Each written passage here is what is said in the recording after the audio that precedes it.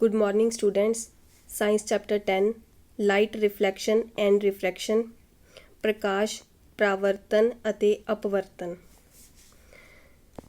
Reflection ਵਿੱਚ ਆਪਾਂ study ਕਰਾਂਗੇ ਮਿਰਰ ਦਾ ਯੂਜ਼ ਕਰਕੇ ਤੇ ਰਿਫਰੈਕਸ਼ਨ ਵਿੱਚ ਲੈਂਸ ਬਾਰੇ ਸਟੱਡੀ ਕਰਾਂਗੇ।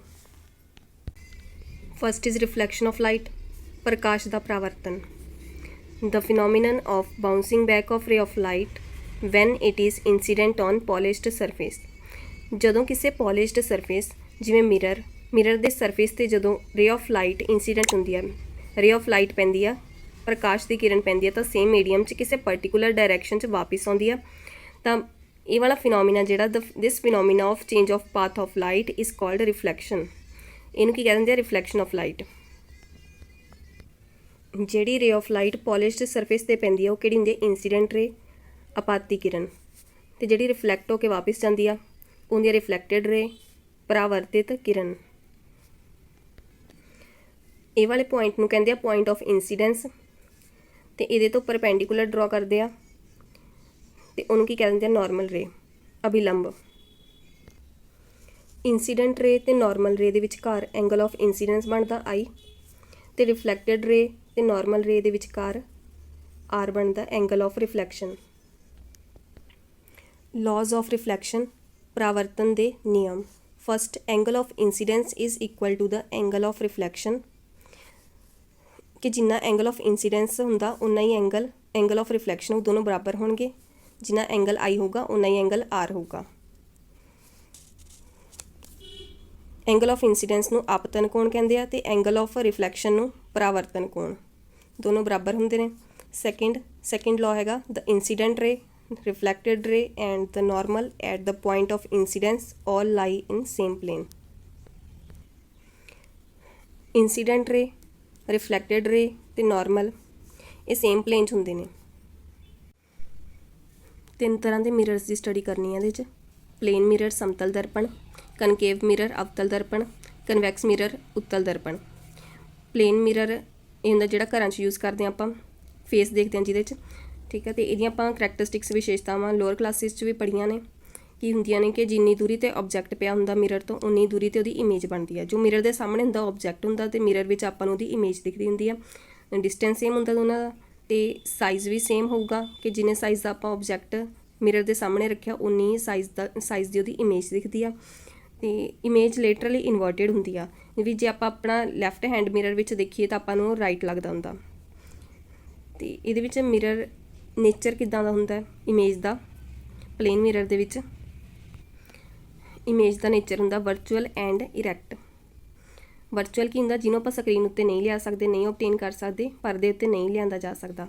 ਆਭਾਸੀ ਹੁੰਦਾ ਇਹ। ਅਤੇ ਇਰੈਕਟ ਦਾ ਮਤਲਬ ਸਿੱਧੀ ਇਮੇਜ ਬਣਦੀ ਆ।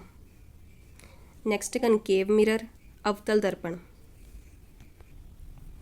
ਕਨਕੇਵ ਅਤੇ ਕਨਵੈਕਸ ਸਫੈਰੀਕਲ ਮਿਰਰਸ ਹੁੰਦੇ ਨੇ, ਗੋਲਾਕਾਰ ਦਰਪਣ, ਕਿਉਂਕਿ ਇਹਨਾਂ ਦਾ ਸਰਫੇਸ ਕਰਵਡ ਹੁੰਦਾ, ਕਰਵਡ ਸਰਫੇਸ ਹੁੰਦਾ ਇਹਨਾਂ ਦਾ। ਕਨਕੇਵ ਮਿਰਰ ਦੇ ਵਿੱਚ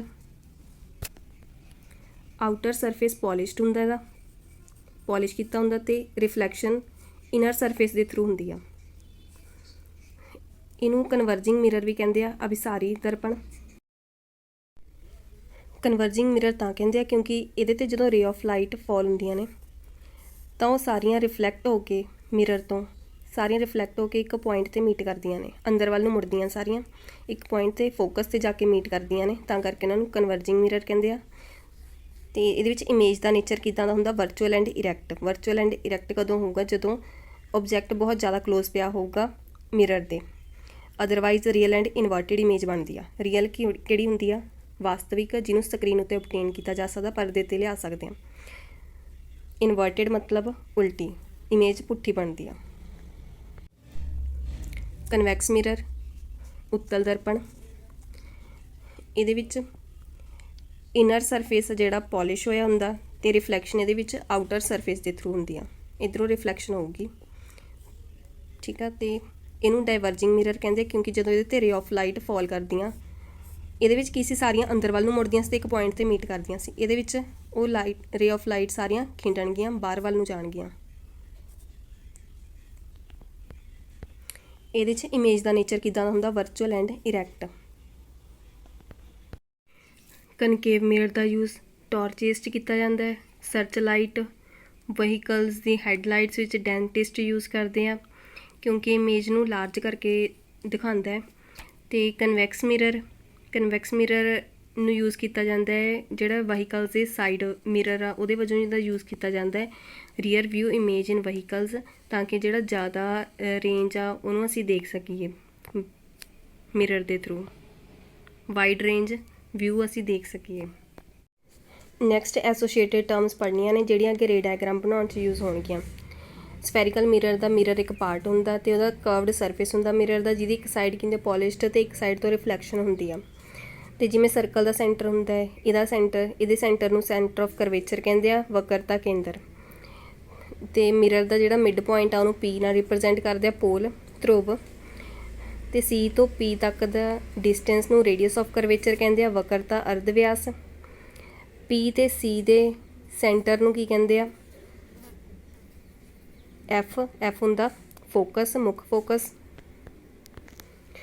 ਫੋਕਸ ਹੁੰਦਾ ਸੀ ਅਤੇ ਪੀ ਦਾ ਹਾਫ। ਅਤੇ ਪੀ ਤੋਂ ਐਫ ਤੱਕ ਦੇ ਡਿਸਟੈਂਸ ਨੂੰ ਕਹਿੰਦੇ ਆ ਸਮੋਲ ਐਫ, ਇਹ ਹੁੰਦਾ ਫੋਕਲ ਲੈਂਥ, ਫੋਕਸ ਦੂਰੀ।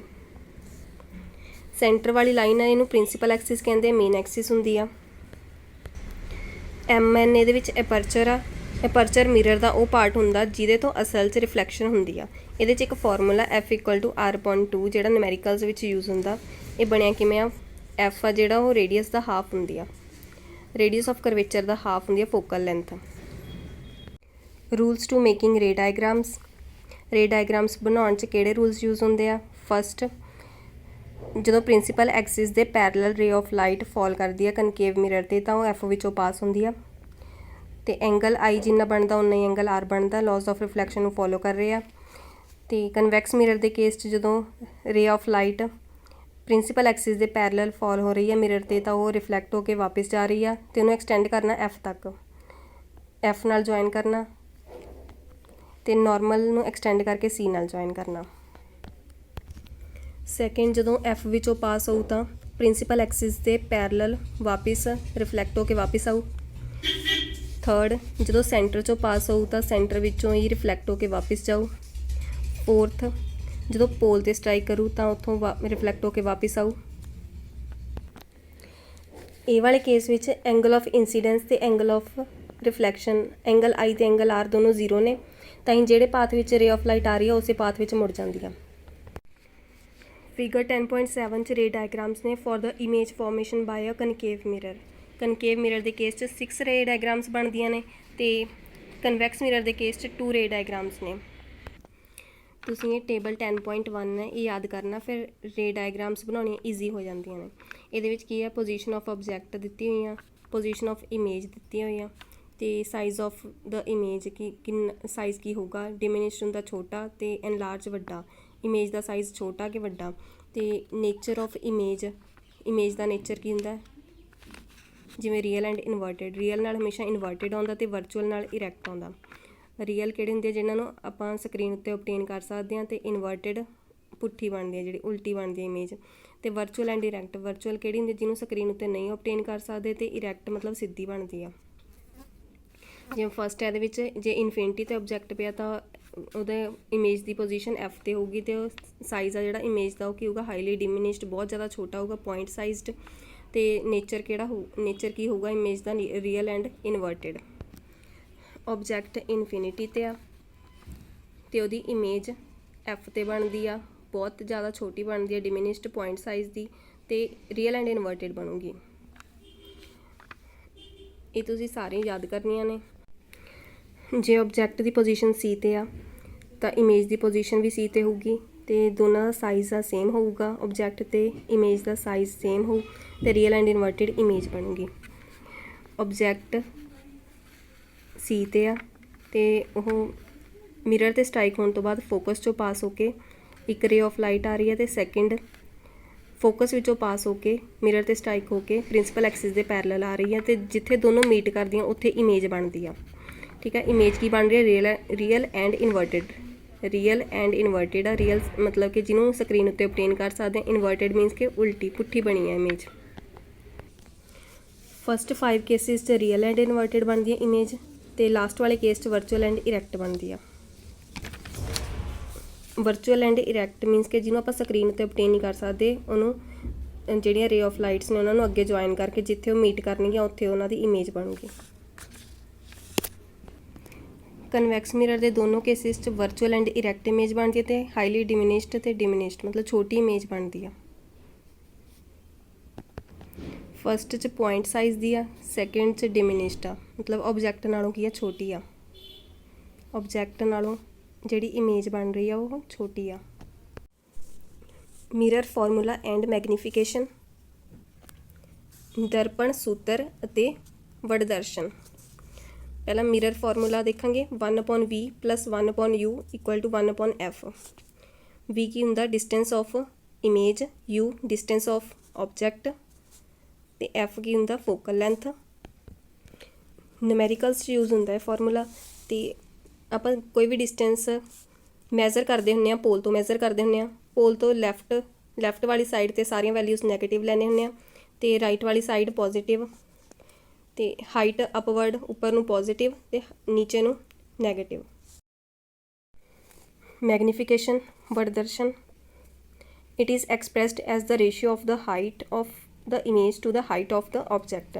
ਇਹ ਕਹਿੰਦਾ ਰੇਸ਼ੀਓ ਹੁੰਦੀ ਆ ਹਾਈਟ ਆਫ ਇਮੇਜ ਅਤੇ ਹਾਈਟ ਆਫ ਆਬਜੈਕਟ ਦੀ।